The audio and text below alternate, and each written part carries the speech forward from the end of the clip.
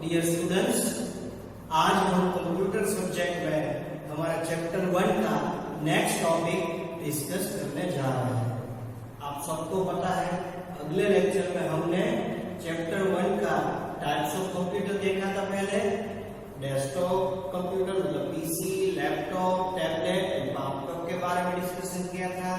उसके बाद हमने हमारे वर्किंग ऑफ कंप्यूटर मतलब प्रोसेसिंग ऑफ कंप्यूटर के बारे में देखा था कि जैसे हमारा इनपुट डिवाइस कैसे काम करता है, हमारा आउटपुट यूनिट कैसे काम करता है और हमारा प्रोसेसिंग यूनिट कैसे काम करता है। हमारे कंप्यूटर का प्रोसेसिंग, कंप्यूटर का वर्क 3 पार्ट में डिवाइड होता है। पहला पार्ट कौन सा है? इनपुट यूनिट, उसके बीच में है प्रोसेसिंग यूनिट और लास्ट में है आउटपुट यूनिट। तो बच्चों ये सब यूनिट एक डिवाइस के तौर पर देखे जाते हैं। जैसा हमने डिस्कस किया था वैसे input device, output device, processing device, और ये सब के कंप्यूटर के साथ जो काम डेटा लेता है, जो तालमेल होता है वो किसका होता है? वो होता है हमारे जैसे यूजर्स का। ठीक है, जो कंप्यूटर को इस्तेमाल करता है, ऑपरेट करता है, वो कंप्यूटर के यूजर्स हैं। तो बच्चों हम आज कुछ आगे नए पॉइंट डिस्कस करेंगे जा रहे हैं। तो बच्चों आज आप सबको पता है कि हम कंप्यूटर और लैपटॉप इस्तेमाल तो करते हैं, गाने सुनते हैं, काम करते हैं, कुछ पेंटिंग और डिजाइनिंग करते हैं, मूवी देखते हैं, गेम खेलते हैं, लेकिन बेसिक थिंग्स हमें आनी बहुत जरूरी है।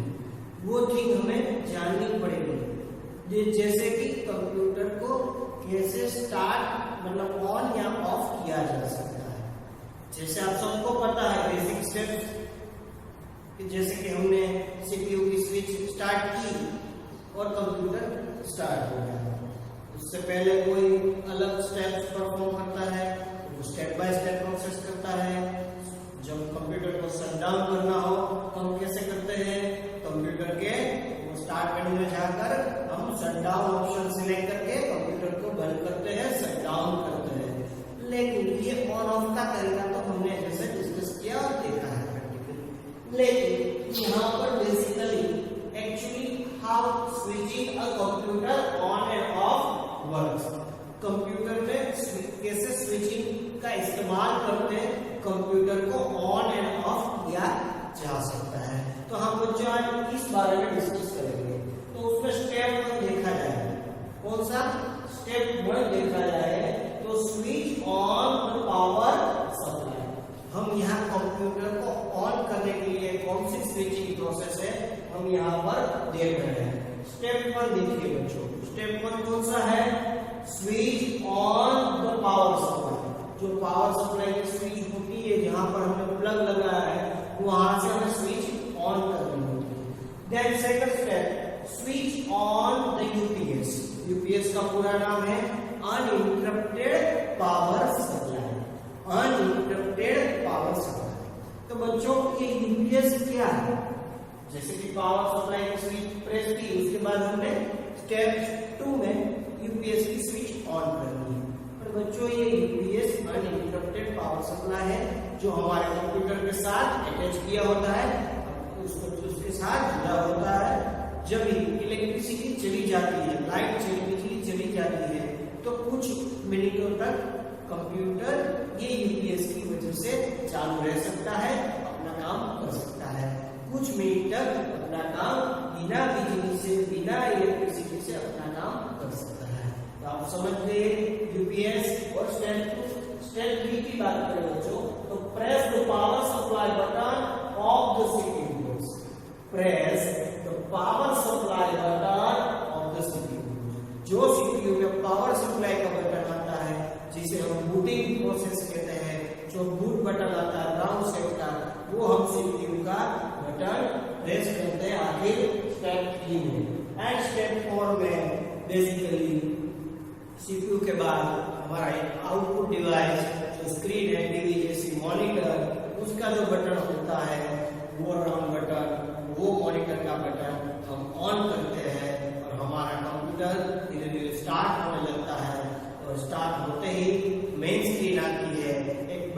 और स्क्रीन आती है, जो स्क्रीन को हम डेस्कटॉप बोलते हैं। तो बच्चों ऐसे हम कंप्यूटर को स्विचिंग अ कंप्यूटर करके ऑन कर सकते हैं, और ऑफ करने के लिए आप सबको पता है कंप्यूटर में स्टार्ट मेन्यू में जाना है, वहां जाके आप शट डाउन का बटन दबा सकते हो, फिर आप ये सब मतलब कंप्यूटर बंद हो जाएगा। फिर धीरे धीरे आपको अपना यूपीएस और अपना मेन स्विच मतलब मेन पावर सप्लाई जो वहां पर कंप्यूटर जहां पर प्लग है, प्लग लगाया है, वो पावर सप्लाई दबाना है।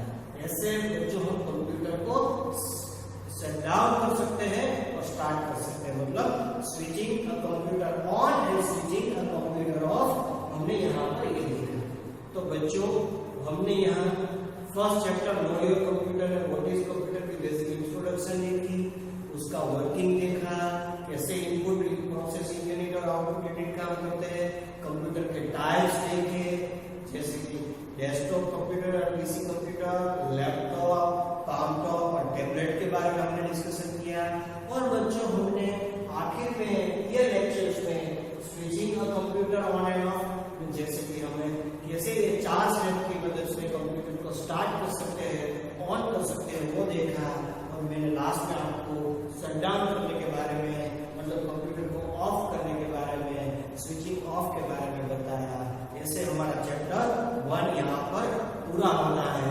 आप सबको पता चल गया होगा चैप्टर 1 का नाम था कंप्यूटर नो योर कंप्यूटर, जो हमने यहाँ आज कंप्लीट किया है। तो उसके बाद बच्चों हम चैप्टर 2 देखेंगे।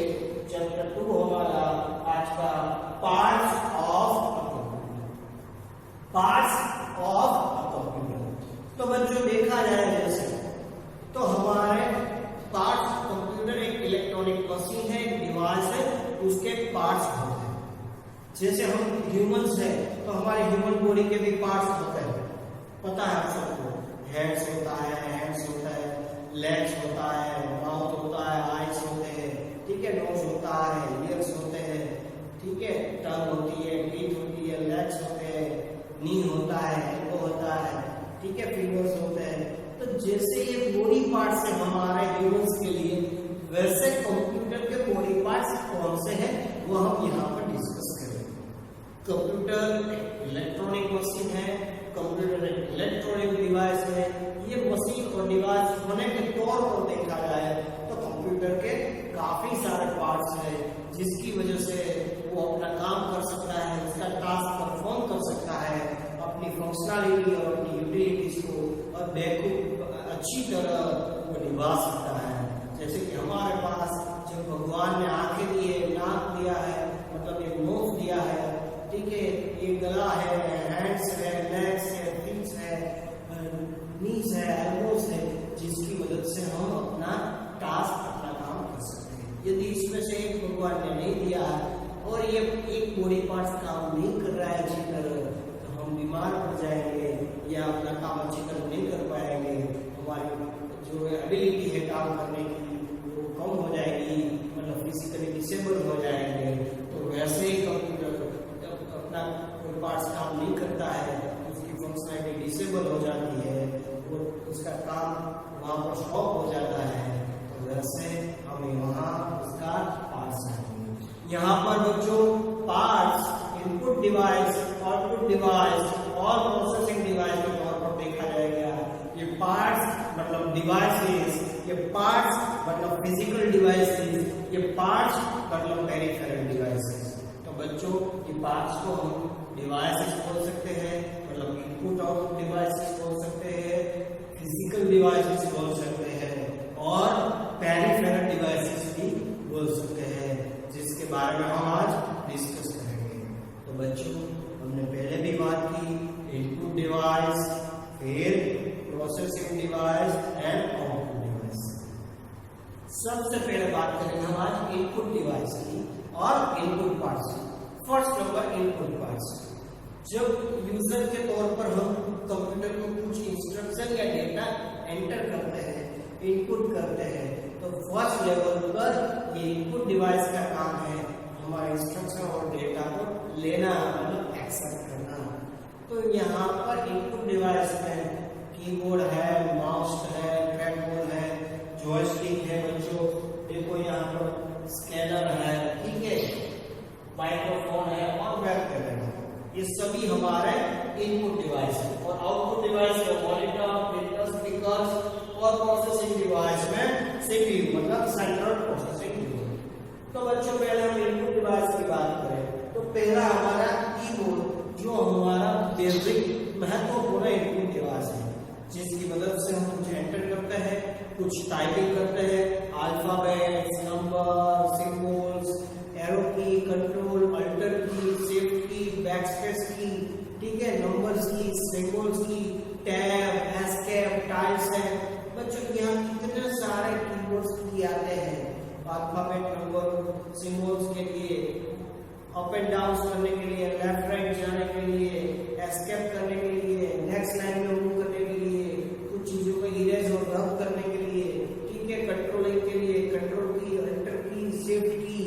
तो ये सभी बच्चों हमारे कीबोर्ड की यूज है।